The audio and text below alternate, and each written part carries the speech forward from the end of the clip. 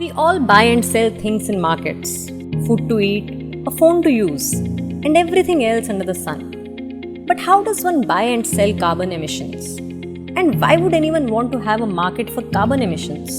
After all, carbon emissions are gases like carbon dioxide released into the atmosphere when we burn fossil fuels. These emissions cause global warming and climate change. Well, under the Paris Agreement, remember that global deal that all countries signed up to prevent climate change? Well, under that agreement, the world is setting up a marketplace to buy and sell carbon emissions. Actually, it's going to be a market to buy and sell carbon emission savings.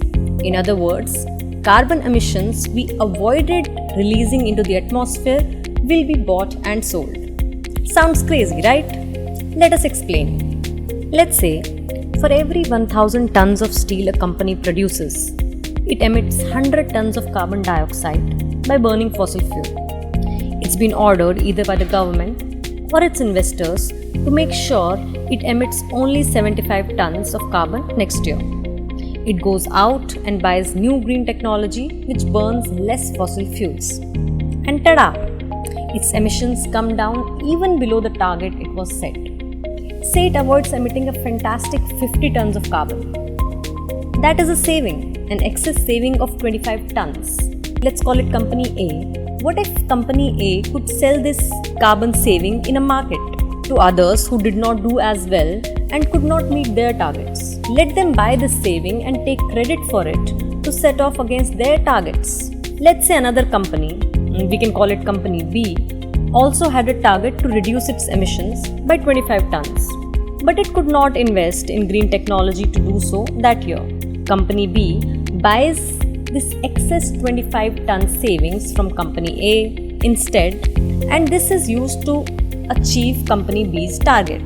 If you put such achievers and underachievers together and let them buy and sell carbon emission savings, you have a carbon market.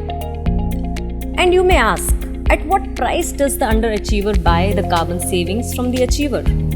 Well, the market decides based on demand and supply. Market forces, as they call it. If the price of these carbon savings go up in the market, which means if there is more demand and less supply, the underachievers will prefer to instead invest in the green technology rather than pay a lot for buying these carbon savings. The trouble is, the government has to find the sweet spot, set the standard for the industries in a fashion that carbon savings are priced high enough to push plenty of industries to prefer buying emission reduction technologies. But industries love the standards to be low so that there is a glut of carbon savings and they can keep buying these savings instead of going more green. And that is a cop-out. We'll tell you more over the days to come, or you can read us here.